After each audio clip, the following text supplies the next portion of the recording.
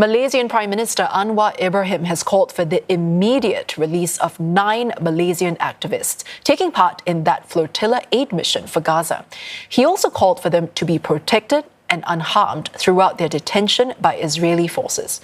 Mr. Anwar's remarks come as Israel intercepted 2 more humanitarian aid vessels bound for the enclave.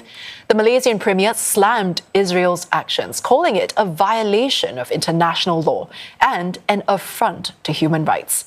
All 23 Malaysian activists on board the global Sumud flotilla vessel last week have since returned to Kuala Lumpur. They were among hundreds attempting to break through Israel's naval blockade of the enclave to deliver aid to Palestinians.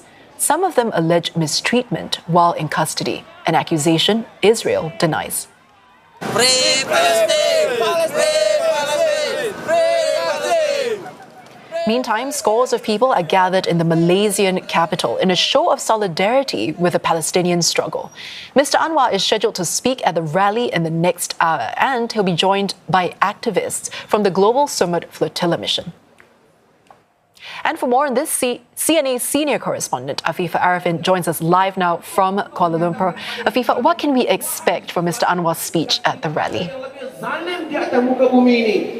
That's right, Angela. I'm here at the Axiata Arena in Bukit Jalil, where there is a solidarity rally for Gaza that's currently on the way. I don't know if you can see on the screen behind me, but we're just seeing the arrival of Prime Minister Anwar Ibrahim, who is scheduled to speak later on stage at about 9:45 p.m. But before that, we'll also be hearing from some of the humanitarian activists, some of the 23 Malaysians who are part of that global Sumud flotilla coalition of vessels which were intercepted by Israel last week. They had all arrived safely here in Kuala Lumpur on Tuesday evening at about 10 p.m. Now, a lot of what Mr. Anwar will be talking about on stage is basically to reinforce Malaysia's condemnation of Israel's interception of that Freedom Flotilla coalition of vessels this morning, which had 9 Malaysians on board.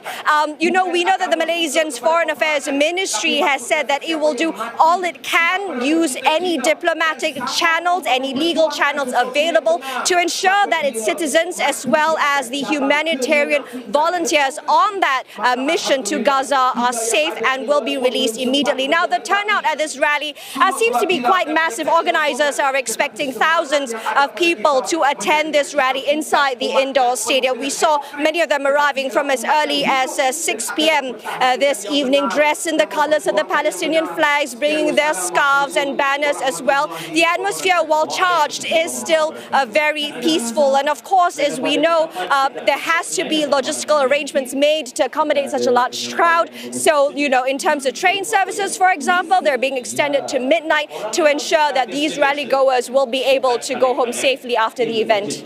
Now, Afifah, we know that some Malaysian activists on board that intercepted flotilla that was headed to Gaza have recounted alleged mistreatment while they were in Israeli custody. What more did they say, and do you have more details on that? That's right, Angela. So we had spoken about the 23 Malaysians who were on board the global Sumud flotilla, which were intercepted by the Israeli forces last week. They had arrived safely here at the Kuala Lumpur International Airport 10 p.m. last night, and they were speaking to the media. Some of them had recounted the experience when they were being detained by Israeli forces while on their vessels in international waters. Some of them had said they were subjected to verbal abuse, to physical abuse. They said that they were held in cold cells and were deprived of basic needs. At the same time, Malaysia's Foreign Affairs Ministry has said that all 23 of them had undergone, medical checkups, they had undergone briefings, and there were no serious injuries sustained, although investigations are still ongoing. Now, in terms of the 9 Malaysians who were on board the Freedom Flotilla coalition of vessels which were intercepted this morning, it seems that there hasn't been any contact made yet since the vessels were intercepted, although the Malaysian authorities are in touch with their partner countries in Turkey, in Egypt, in Qatar to determine their whereabouts and to ensure the safety of the 9 Malaysians on board. Afifah, thank you so much for that update. That was a CNA senior correspondent, Afifah Ariffin, reporting live from Kuala Lumpur.